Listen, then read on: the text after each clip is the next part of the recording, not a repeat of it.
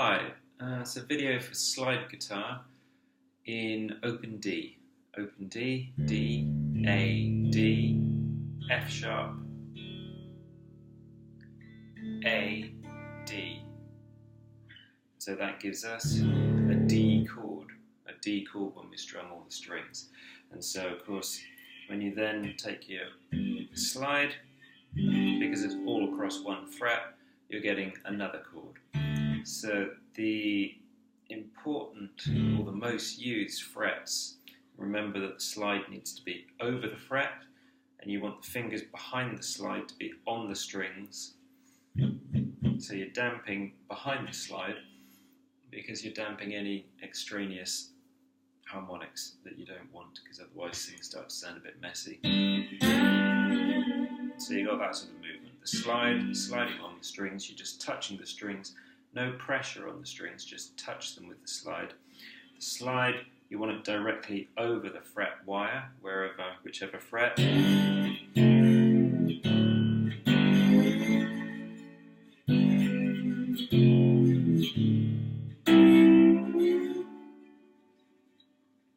you see I'm doing that movement from side to side, okay? So that's vibrato on slide guitar. It's a side to side movement.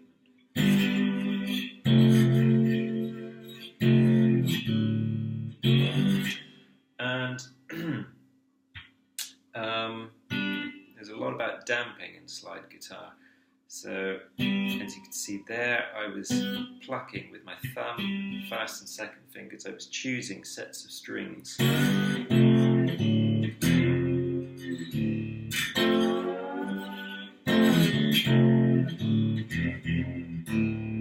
Choosing different sets of strings.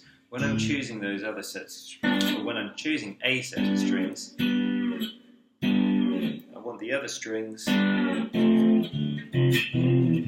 not be ringing out. Now hopefully they won't ring out just because I'm not plucking them. But if you've got your slide sliding up them, for instance, if I pick the D, G and B strings,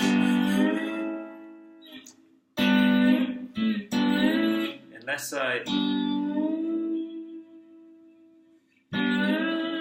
I actually have one of the fingers or thumb from my picking hand on the strings adjacent to the ones that I'm wanting to pick, then those other strings might well ring out because the slide is straight and it goes across all the strings. So there's a lot about muting, which involves, like normal guitar muting, the side of the palm on the bass strings, and particularly when you're picking out single strings,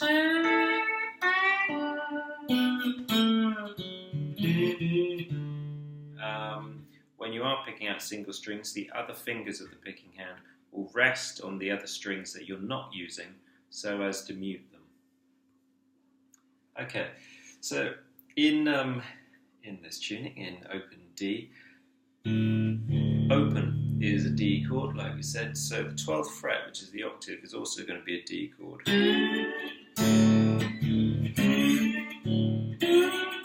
And you can try strumming all the strings.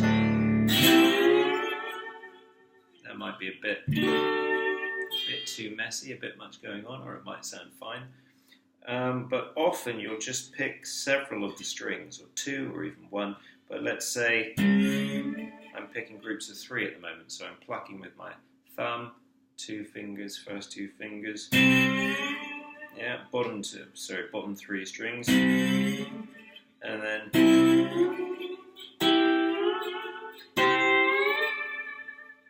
so they all work. By which I mean they're all giving you a D chord there, or part of a D chord. Just a different voicing in each one. So that's a useful thing to do, to know that you can. That gets used a lot. Just one chord, but different voicings or different parts of the chord.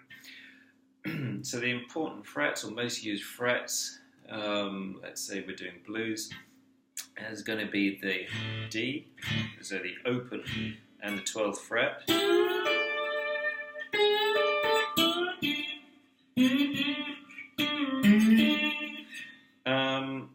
That'll be our 1 chord. Our 4 chord will be at the 5th fret.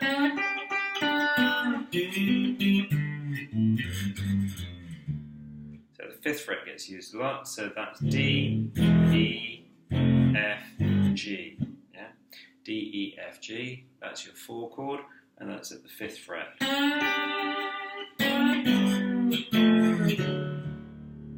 And this, you see me using the third fret a lot, so I'm doing that bluesy flat third thing. So far we've got open,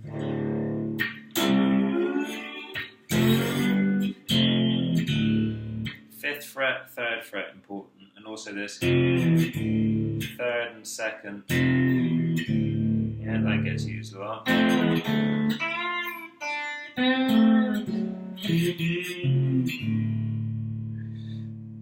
And also, when you're at the 5th fret,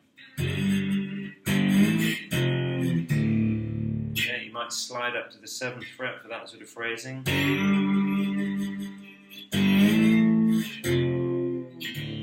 So the 7th fret can get used a lot in that context, and then also the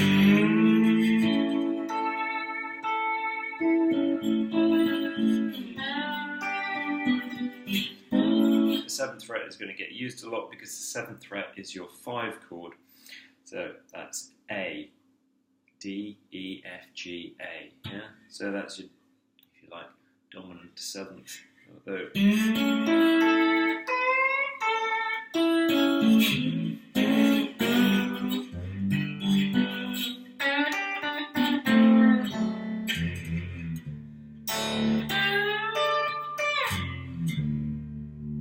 so blues, 12-bar blues, you'd be on the open strings and 12th fret.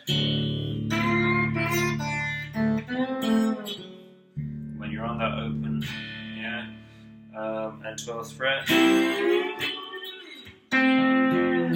Like I said, the 3rd fret is going to get used a lot, that bluesy flat 3rd thing.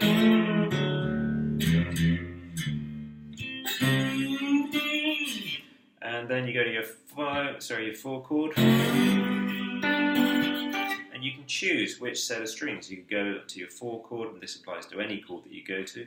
You can go to it on this set of strings, the bottom 3, the next 3, the next 3, the next 3, and of course it could be 4, in which case rather than just use thumb and first 2 fingers, you could use thumb and 3 fingers.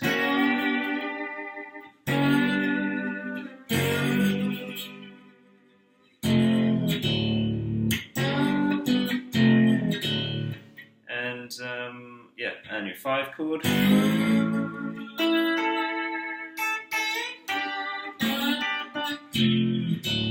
Yeah, so you got your 5 chord here, fret 7.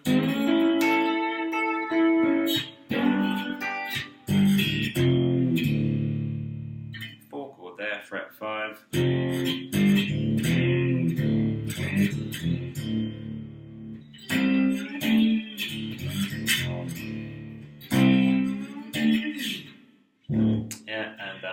Flat 3rd thing there on fret 3. So those would be the most used areas for 12-bar blues. And like I said, you can, in each area, whether it's the open strings or 12th fret,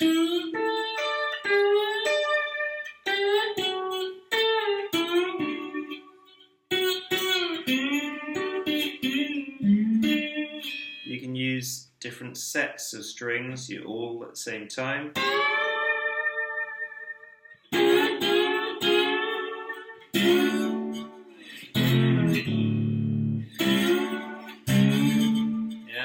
Or individually.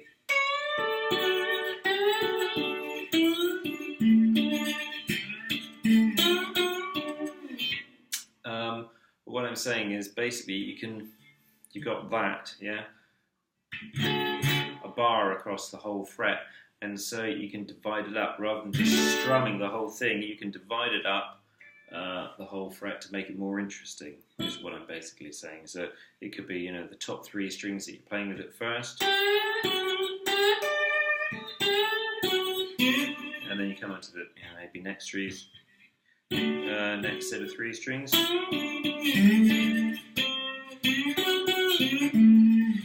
then you climb up them, climb down them. So what I'm saying is basically splitting it up so that you're not just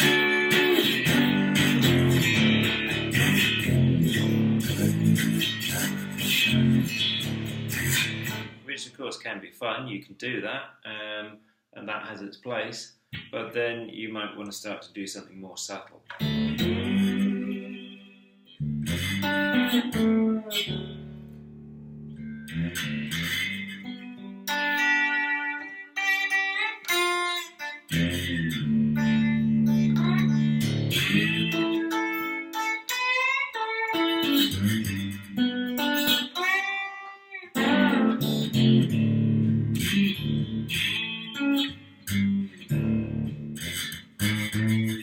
Yeah, that sort of thing. Yes, and that's it. And what I was doing there, I was doing that with this hand. Thumb was getting the root, the bass note.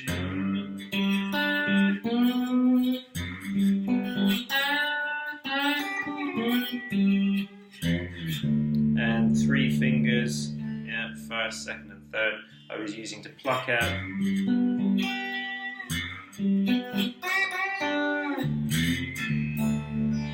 Pluck out notes from the chord.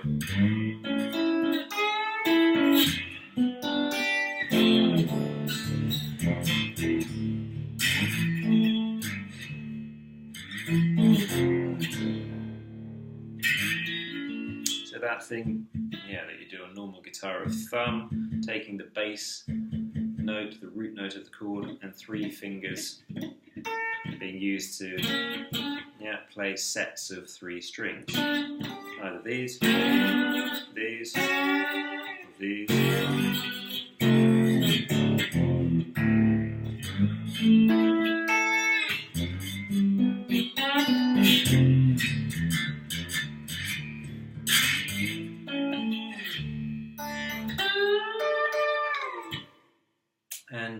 And if you're starting off, it's a matter of taking it slow so that you get that accuracy, or you start to develop that accuracy of having the slide over the fret, because of course you're used to being in between the frets, but you need to be over the fret. And then once you get the note, you can apply a slight wobble or that vibrato. Okay, so that's sort of basic, very basic blues playing. So I hope that helps.